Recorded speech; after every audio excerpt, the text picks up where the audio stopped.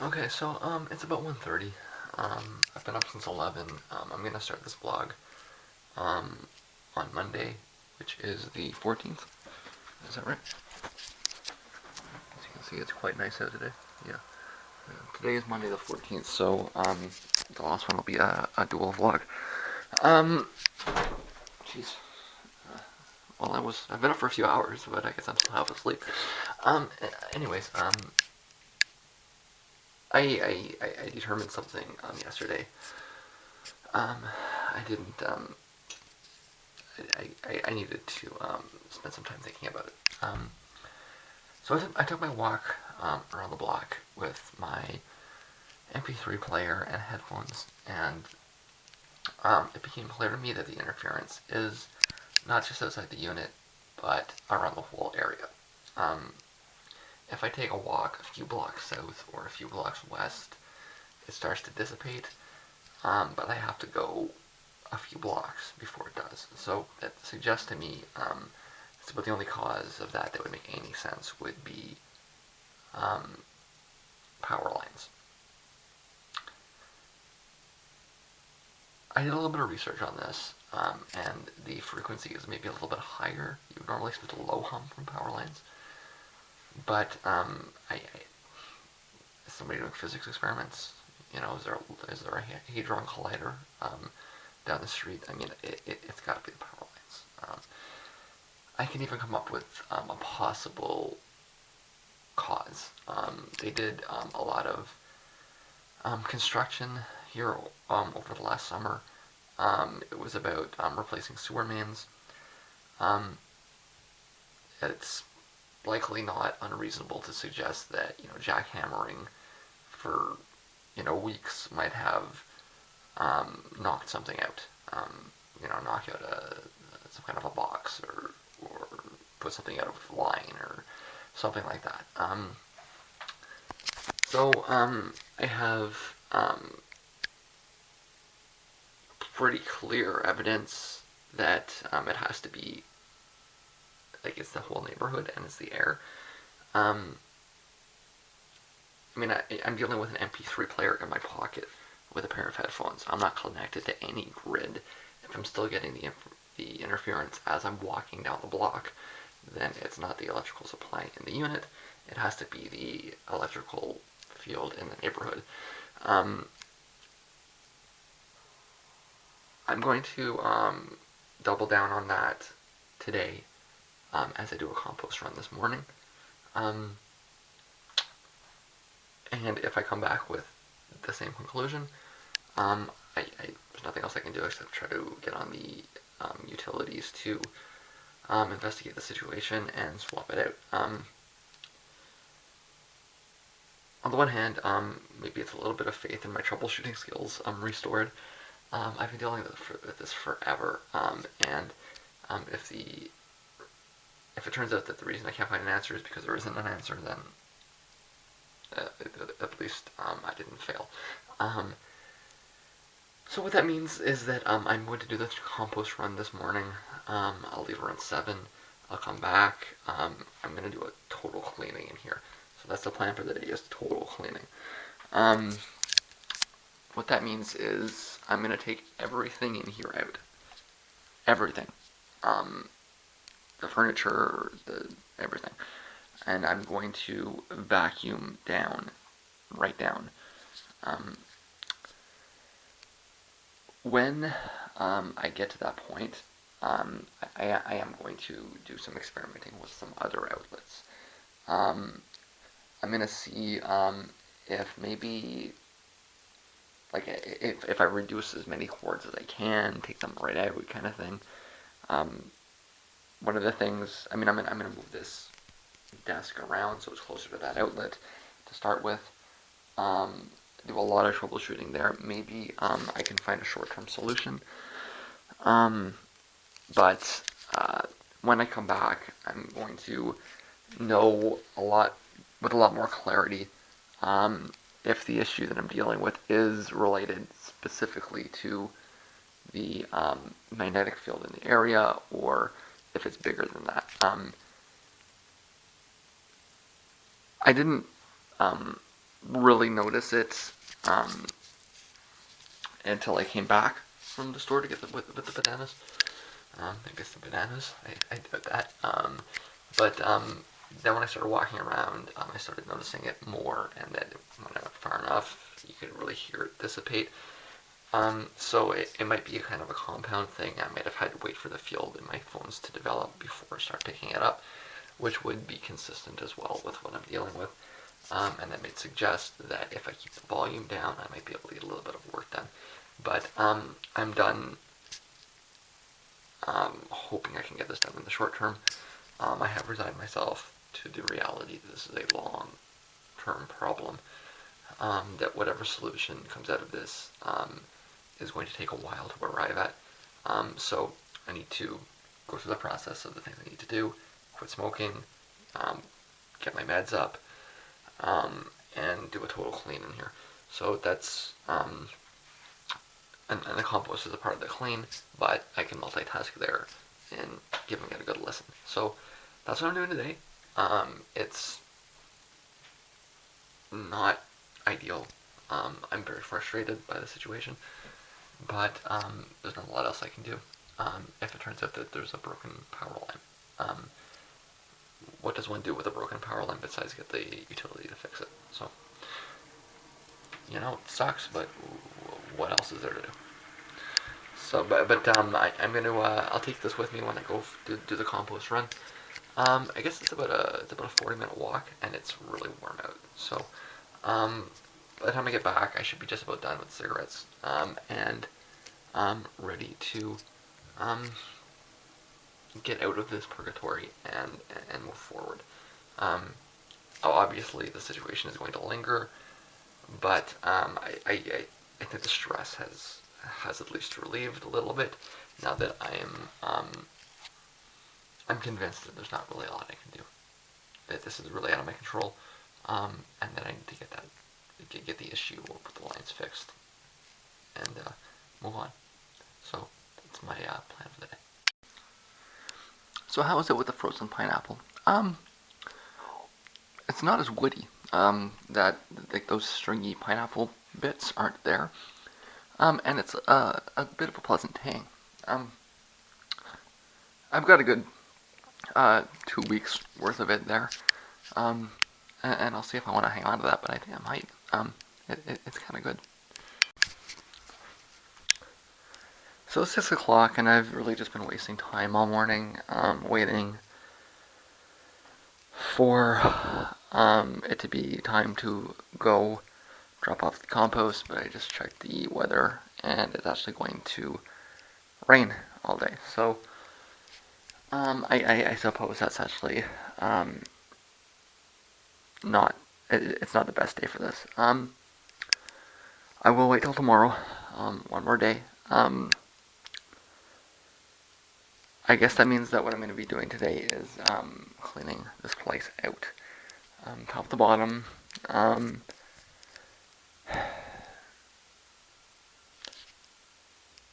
As I've said before, I have very little faith in resolving this, but I need to do this testing. So take everything out, rearrange it, check the various plugs in here, see if I can at least find some kind of pattern. If I can't fix it, maybe I can find like maybe I get a stronger signal out of that, or something. It's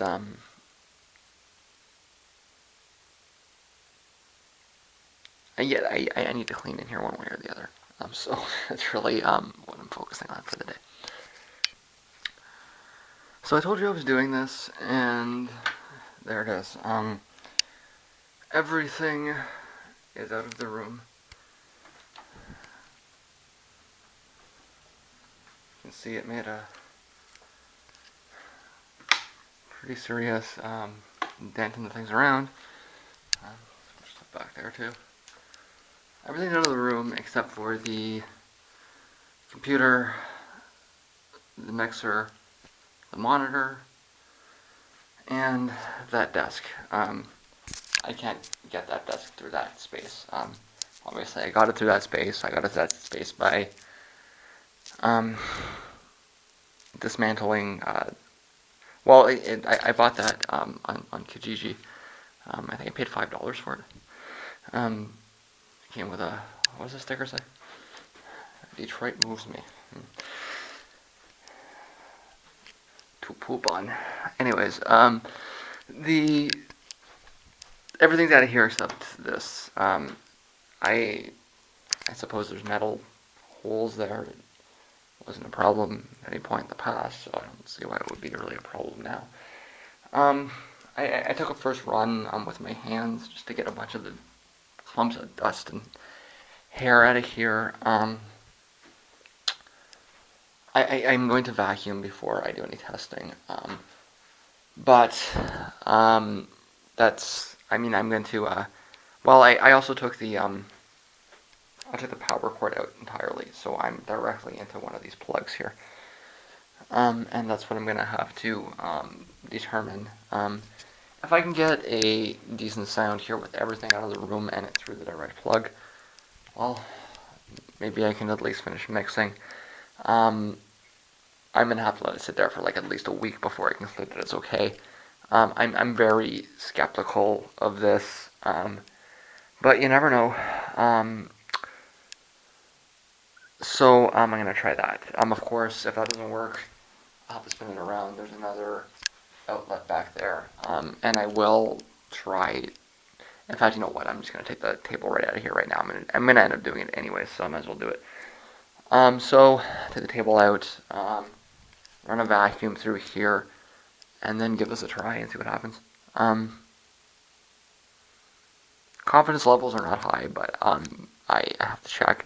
And like I said, at least it gives me a good opportunity to take everything out and really good cleaning. I do vacuum in here monthly, but I don't bother taking things out and going behind everything or anything like that, right? So that hasn't been done in over 2 years, so I guess it's the time to do it. Well.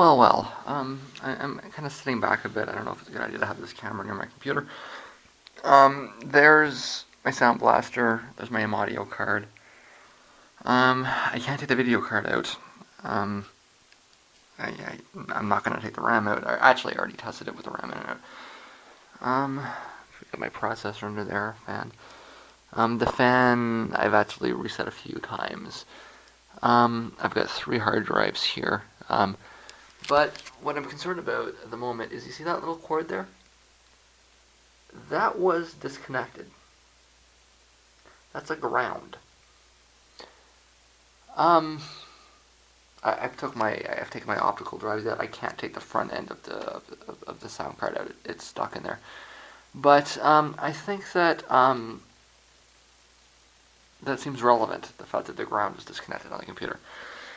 We'll find out in a few minutes. So it's about 12:30, and I'm actually wishing that it wasn't stable.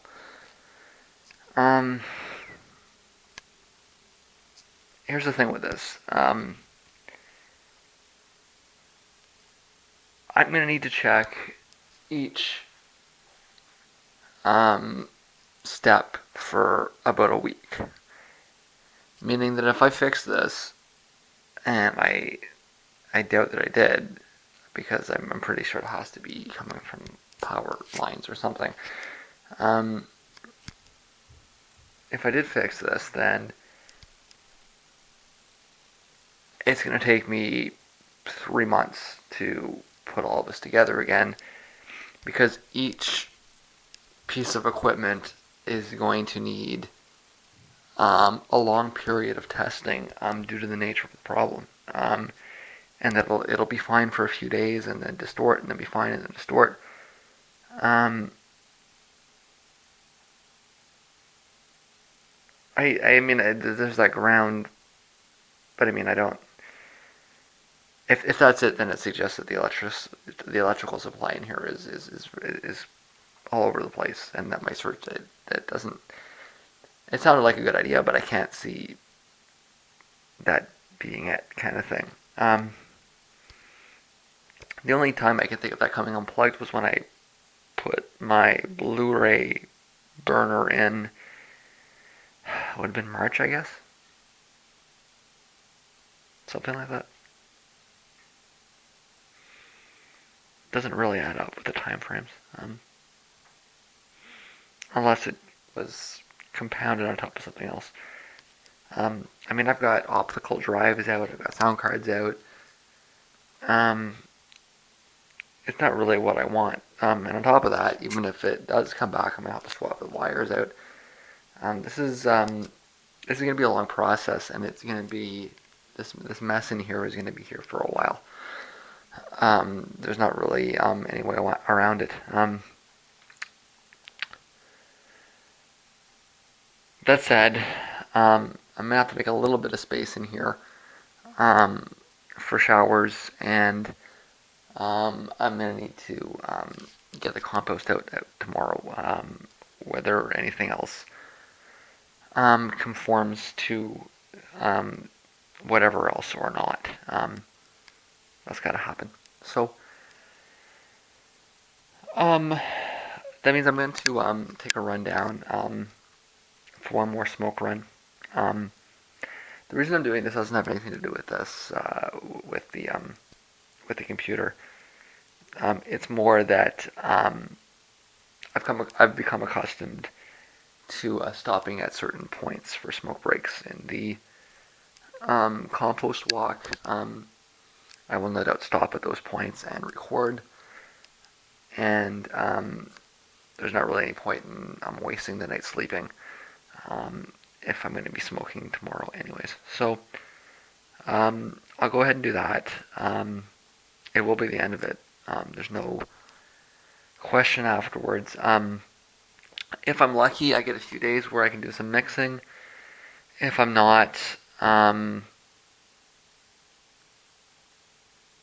it's going to be a messy couple of days afterwards as I try and figure out other things. But I mean, the smoking has to be done with within the next few days, regardless of anything else. So I'm off to get a few more, but that's the end of it. And I got the rest of the night to try and prove to myself that I didn't fix it. It's actually the mindset I'm working with at the moment. So I decided there's not really any way around it. I'm going to need to leave all this stuff out of here one way or another. However, whatever the testing process is, it's going to be very slow. And I'm going to be moving one thing at a time for a long period, so I might as well get all this stuff out of the way so that I can live in here a bit. I've got a table up on the side and most of the stuff over there. Bedroom's still a bit of a mess, but that's less of a problem. I can kind of just move that around fairly randomly. But what I've decided I'm going to do, because this is going to take such a long time, and I'm going to be doing one thing at a time, I'm going to do a weekly special on the gear as it moves in. So for each piece of gear that moves its way in, I'll post an update on there, and in 6 months from now, when I've got everything back in, there will be a comprehensive listing of all the gear that I have in here. So this is the base system here. The computer was purchased in early 2007. It's a Pentium D with two 3.6 gigahertz processors. It sounds a little bit more impressive than it is. It gets a little hot. It was at the end of a generation. It was before they started making.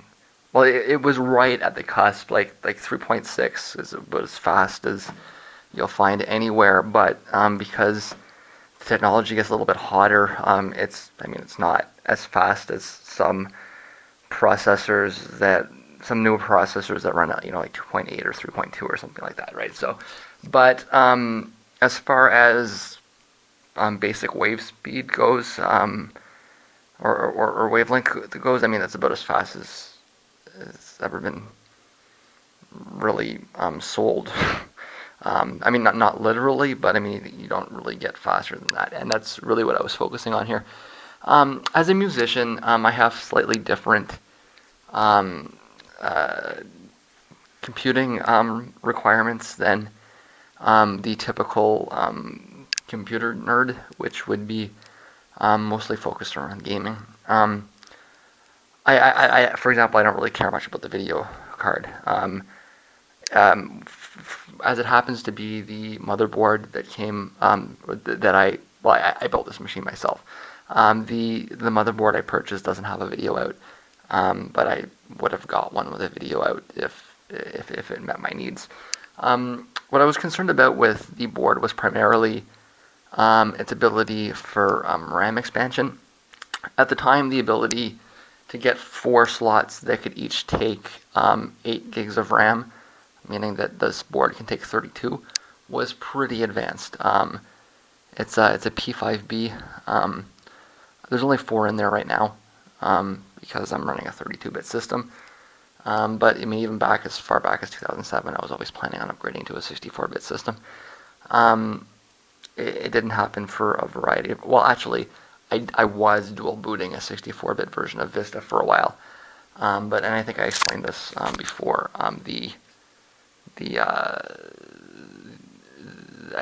think it's the chipset drivers were just really bad, and I did try it again not that long ago, and it just takes forever to do copy operations. So this board is really it's a 32-bit board, despite the fact that it was sold as Vista ready. I mean, it'll run. It's just it doesn't run well. But I mean, the XP, it's actually very, very, very fast with the processor that's in there and the amount of RAM that it's got.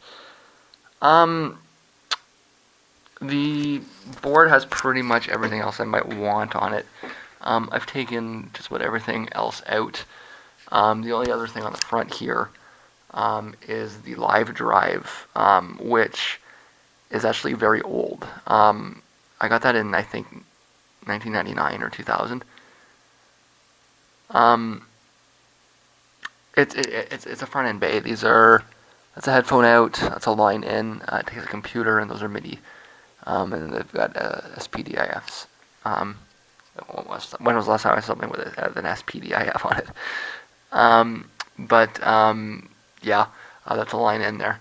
And that was my main sound card for almost 10 years. A large amount, well, pretty much everything. Well, that's not true because I did all of those remixes, but all of the older material up until 2007 was done with that sound card. It's a great little sound card for what it was when it was. Just the ability to plug a guitar in and play in real time. That was something through a computer in real time. Is something that I hadn't had access to before, and I think it's still not something that a lot of kids can really do. It's 2 USBs on the front and a FireWire. That's the case, which itself is kind of fancy there. These are sound connectors that would connect to the board if I was using the integrated sound, which I'm not. It's disabled in the BIOS. The back, I've got it has PS2 connections for the mouse and the keyboard, and I make sure I use them so I'm not wasting the USB. I can never understand, like, you only get so many USB connections. Why would you waste them on mice and keyboards? Use the PS2 if you got them. That's the FireWire out to the mixer. That's the monitor out with the video card, which is the only card that's in there right now. That will change as I go through and put the different cards in. Beyond that, it's just your basics. There's 4 USBs there, although it's expandable. I could put 2 more in through a card. There's 2 RJ45s, and actually the integrated audio has surround sound if I decided I wanted to have a gaming system, as well as an SPDIF out on it, and some kind of optical something, as well as an eSATA on it, which, I never used. Yeah. besides that, it's just it's an NVIDIA video card. I don't remember the model. I don't really even care, to be honest with you. I purchased the low battery. Just a sec. I'm getting better at the low battery thing. I will conquer this. The VGA. Actually, I should. I purchased that computer with money that came to me when I moved out. My parents gave me a bit of a chunk of cash when I moved out, which was well, it was like $5,000. The computer cost a little more than two, meaning that I still had a bunch left over for emergencies, which was what it was designed for. And I actually paid into that for quite a bit. That sustained me for quite some time. I picked the monitor up a little bit later. I can't remember why I think I had a whole bunch of cathode ray tube monitors. In fact, I think I might still have a couple. I don't know. I can't remember. No, I think they all disappeared. Yeah, that's I picked. That's just a monitor. The mixer. Well, yeah, and the keyboard and the mouse came with the computer. The mixer is. I picked that up when I got laid off from Microsoft in. I guess that would have been late 2007. Yeah. It was picked up on eBay. I think it cost $200. It was cheap. Again, it was in a process of switching generations. It's mostly because it was FireWire, and the FireWire was getting phased out for newer connections and all these other irrelevant things. It's really amazing how far technology can come down for no discernible reason other than marketing on technology kind of thing. I've been using that since for a good while. It didn't. I wasn't able to use it for a lot of things for a while. Let me rephrase that. I wasn't making a lot of music for a while. But pretty much everything since then has been centered around that as the sound card. It is my main sound card, and will be for the foreseeable future. It's really just your basic 16-track mixer. You can set it up so it records in multiple channels at once into Cubase over the FireWire. It's got all the pots. There's an effects unit in it, but I don't like putting effects on things in real time like that. I'd rather do it on the computer. And different mic ins, different line ins, all those kinds of things. Broadly speaking, the main use of having this setup like this is so that I can take things in on the drums, and so that I can split the drums up into different tracks. There was a time when I thought I might actually have some friends over to do some recording. It's been a long time since I had thoughts like that. But it did happen at one time that I was thinking along those lines. I'm just checking to see maybe if I might have something at a line here, and it might have, but it's all pretty stable. Yeah, so it's for me the main use of it is just as a high quality sound card. It's useful for that purpose. And the impotence is better when I'm taking things from computer from keyboards and whatnot. I use that all the time, but I found there were a lot of situations where it sounded better if I put it through a 4-track mixer and sent it on the way in the back. This kind of gets rid of a lot of those problems. Although, something I haven't considered really is the idea of taking that right out. Although, when I'm thinking about it, if it turns out that I'm convinced that I've got an electrical issue here, and it's a ground issue, it might make more sense to try to finish the mix for this project on one of the other cards. It's something I never even really seriously contemplated. But I'll work my way down to that. For now, hopefully I can find a way to get this stabilized. Last thing, of course, are the headphones for the basic system. Those headphones, my dad bought those headphones in about, it would have been the late 80s or the early 90s. I think it was the late 80s because I remember playing Atari with those headphones. If you can get your head around how old those headphones are, Atari, yes, like Space Invaders. I'm not that old. The Atari wasn't the contemporary system at the time. It would have been the NES that was the contemporary system, but the Atari was what we had, and so I'm sitting in the basement, and I would have been like 9 or 10. The truth is that I've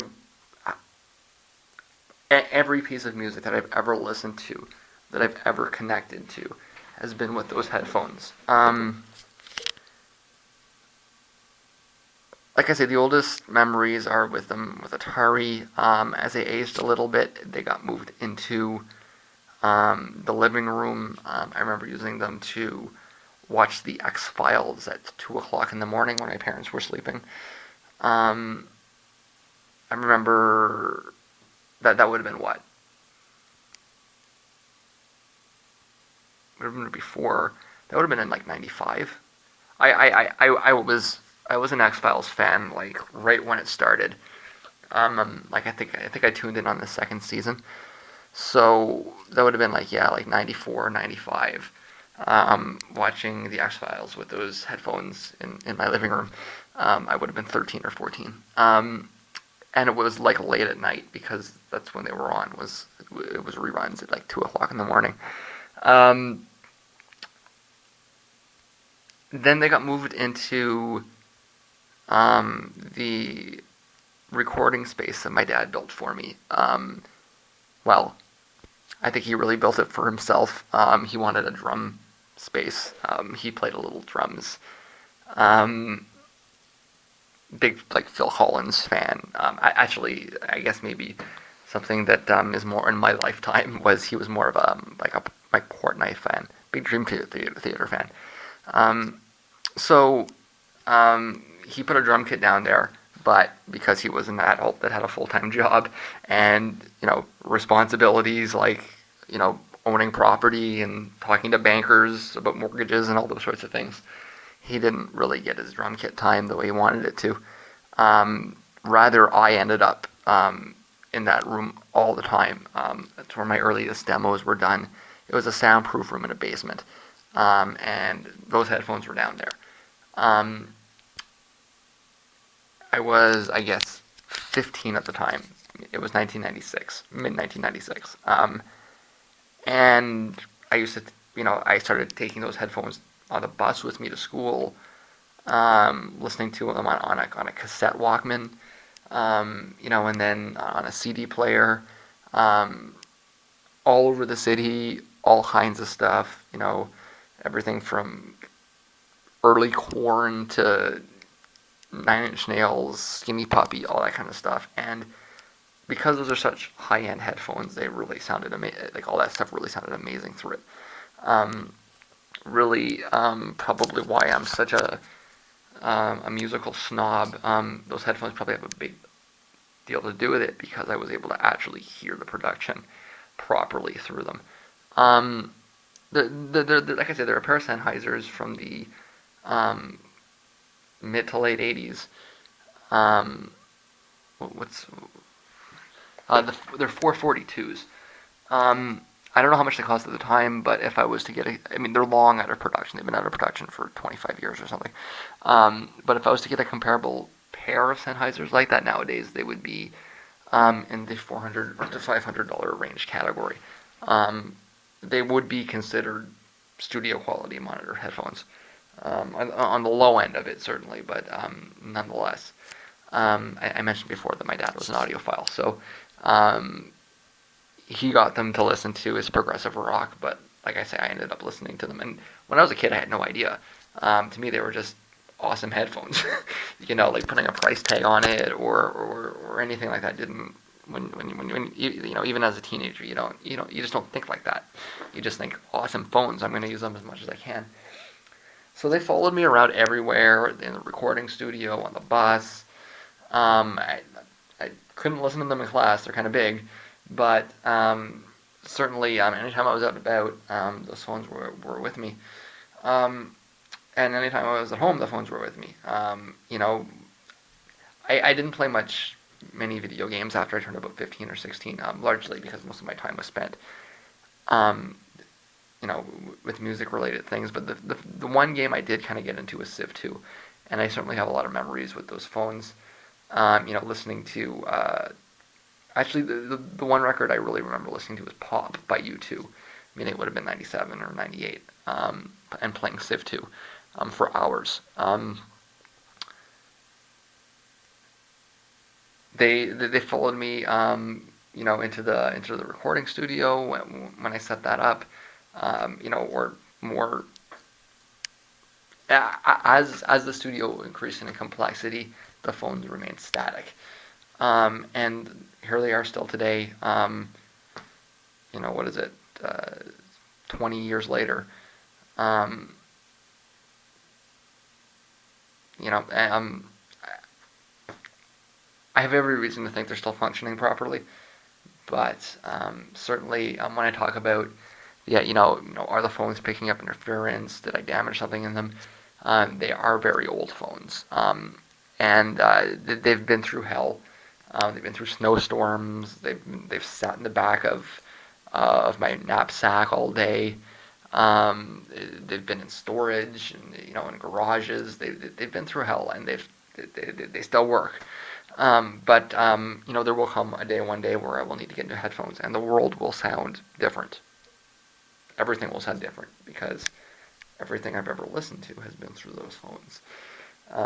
But that's my base system: computer, mixer, monitor, phones, and it's gonna have to stay like this for a while. All I'm going to be swapping out for the next day or two is going to be the power cables, the outlets, that kind of thing, to ensure that I'm stable. Um, and if I'm not, it's going to be like contacting the electrical company to try to get them to fix the, the cables outside or something like that. But I mean, I'm not going to start moving things back in until I'm sure that it's stable in here and I'm not getting any interference. And when I do, it'll be one at a time. So slowly but surely, at least I can say I don't have. Well, I mean, I've had this vlog for close to 2 months now, and you haven't even seen me pick up a guitar. It's distressing. How can this be? I haven't done anything except but I mean, even as that is, what I've got up ahead of me is mixing and filing. It's going to be a bit before I get anything back into an order that I can actually play it. But it is coming soon. Believe me, I want to get back to work. So that's it's just, I mean, I'm not really in a particular hurry. I don't need to be in a particular hurry to get anything reconstructed here. It's just a it's just a persistent driving feeling of wanting to, rather than any actual real necessity to. So yeah, I actually like the idea that this little segment's coming up, because I've got a lot of gear, and it'll be fun to run through the stories for each little piece of it. Well, it's after 2 and it's still sounding better. I'm not sure what I feel about that, or if it's even worth feeling anything about. But I know that what I'm feeling right now is I'm very tired, so I'm going to sleep. I'm ending this walk right now.